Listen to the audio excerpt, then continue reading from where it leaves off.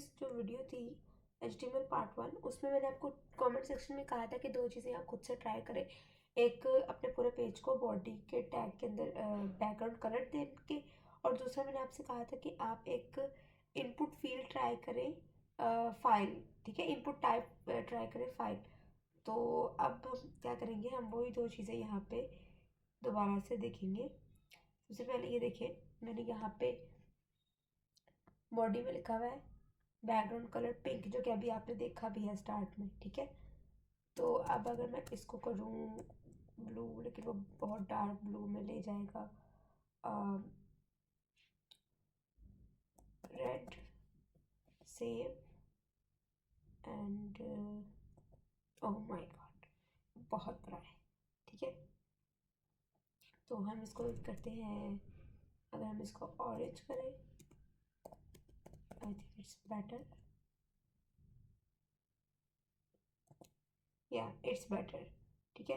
लेकिन इसके ऊपर ये जो हमने पहले वाले टैक्स को ग्रीन वगैरह दिया हुआ था, तो वो उतना अच्छा नजर नहीं आ रहा। Okay, then we have something else from the table.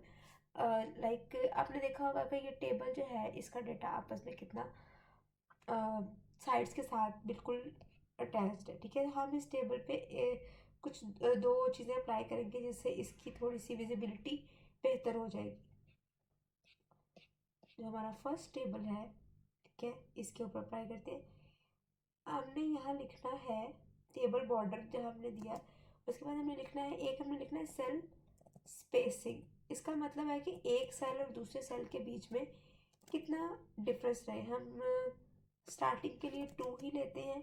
और एक है सेल पैडिंग। सेल पैडिंग से मुराद है कि एक सेल की बाउंड्री और उस सेल के अंदर लिखे डेटा के बीच में फासला। अभी आप देखें तो ये जो है, इसका सारा का इसकी कोई स्पेस नहीं है। बाय डिफ़ॉल्ट, जो कि इंग्लिश लैंग्वेज की अलाइनमेंट के हिसाब से ये राइट साइड से स्टार्ट हो रहा है और वहीं पे चिपका हुआ है, ठीक है। तो अगर हम इसको थोड़ी सी स्पेस देने के लिए कहेंगे, तो अभी फ़िलहाल हम जनरल बात कर रहे हैं, तो वो चारों साइड से एक ही से स्पेस देगा। बट बाद में हम लोग एडवांस लेवल पे जाके डिज़ाइंस में किसी एक साइड से भी स्पेस दे सकते हैं, ठीक है। तो अभी हम जनरल बात कर रहे हैं, तो हम ओके, ये मैंने टू टू टू सारी चीज़ें कर दी।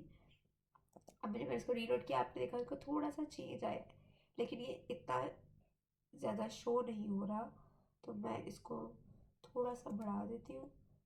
सेल स्पेसिंग अगर मैं 4 कर दूँ, ये मैं 6 कर दूँ, ठीक है। ये देखिए, अब ये जो टेक्स्ट है, इसके आसपास थोड़ी सी स्पेस आ गई है। अगर आपको जानना है कि एग्जैक्टली कितनी स्पेस आई है, तो आप यहाँ पे जाके इंस्पेक्ट करेंगे। इंस्पेक्ट करने के बाद यहाँ पे एक एरो है, उसको आप लेके आए अपने, ये देखें, ये मैंने जो इसका ग्रीन वाला पार्ट है, ठीक है, मैं ये कलर थोड़ी देर के लिए कलर हटा देती हूँ, ठीक है।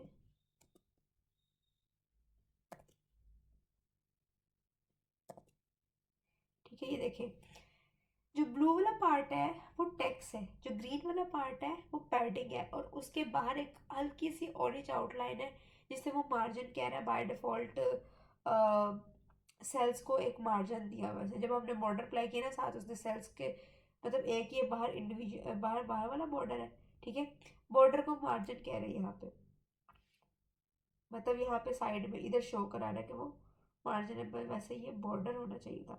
ओके, तो अगर आप यहाँ देखें, तो ये सारी स्पेस नहीं, सिर्फ जो जितना हमने 6 कहा है ना उसको, तो वो 6 पिक्सल्स के हिसाब से या पॉइंट के हिसाब से, जिस भी तरह से आपकी सेटिंग है ब्राउजर की, उतना वो स्पेस दे देगा हर डायरेक्शन से। आई मीन हर साइड से, चारों साइड से उसने दे दी, स्पेस दे दी, ठीक है। और बाकी जो कंटेंट की अपने लिए स्पेस डिजर्व है, वो ये है। देखिए, इसमें बिल्कुल कंटेंट पूरा पूरा अपने बॉक्स के अंदर है, और बाकी स्पेस इस तरह से है। तो अब आपका जो टेबल है वो थोड़ा सा रीडेबल लग रहा है, ठीक है। हम इसमें अब एक और चीज़ देख लेते हैं।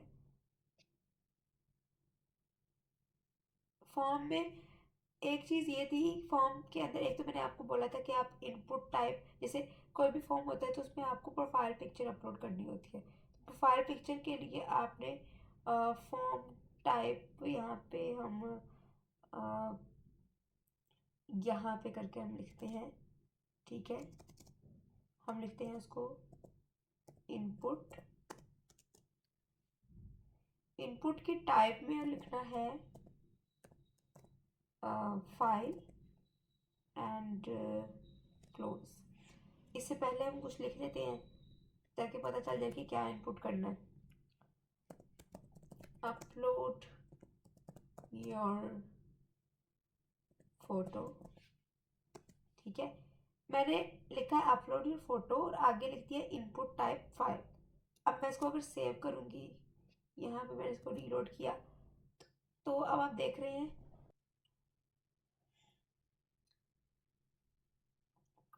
ओके। तो यहाँ पे कुछ एरर था जिसकी वजह से थोड़ी प्रॉब्लम हो गई। एरर ये था कि हमने यहाँ पे अपने डबल कोट्स को क्लोज नहीं किया था, और जैसे हमने बाकी अपने इनपुट्स को नेम दिया है, इसको भी हम नेम दे देते हैं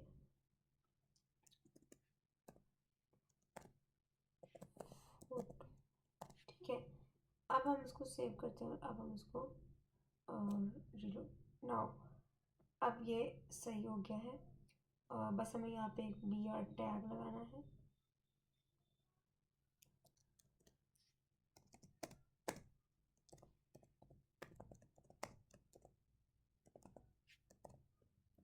okay, so okay, so now you see, मैंने जस्ट लिखा इनपुट टाइप फाइल और उसने ये इतना पार्ट खुद से ही दे दिया। इसका भी मैं आपको चेक करने का तरीका बता देती हूँ कि आपका कितना कोड क्या काम कर रहा है। आपने क्या करना है, इसके अंदर जाना है और ये देखो, इसको पूरे को जब सेलेक्ट करोगे तो वो, अब आप राइट साइड में देखो हल्का सा ग्रे शेड हो गया है आपके इनपुट टाइप फोटो वाले लाइन का। तो मतलब कि ये इतना पार्ट कुछ भी नहीं उसने बताया, ये पूरे का पूरा मिला के उसके अंदर आ रहा है। और ये पीछे वाला वो जो टेक्स्ट है उसको वो अलग से नहीं बता रहा क्योंकि हमने उसको किसी टैग के अंदर नहीं लिखा।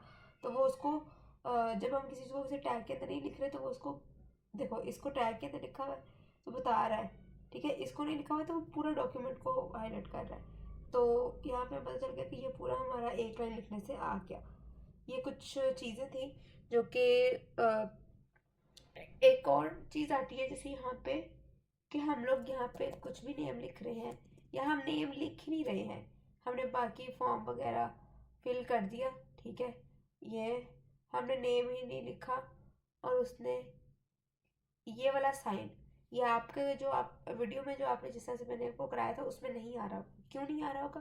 क्योंकि हमें इसमें एक एट्रीब्यूट देना पड़ता है जाके अपने इनपुट टैग को, रिक्वायर्ड, दिस इज रिक्वायर्ड, ठीक है। इसका कोई सेमीकोलन, कोई फुल स्टॉप, कुछ नहीं, जस्ट एट्रीब्यूट्स आपको पता है कि जब आप तीन एट्रीब्यूट्स यहाँ पे दे रहे हो, एक है आपका टाइप नेम और एक ये रिक्वायर्ड, इन तीनों के बीच में थोड़ी थोड़ी स्पेस आ जाए वन करेक्टर, और जब आप ये रिक्वायर्ड नहीं लगाते तो तब ये होता है कि अगर आपने सिर्फ मैथ सेलेक्ट करके इसको सबमिट कर भी दिया है ना, वो आपका सबमिट कर देगा बिना नेम के, ठीक है।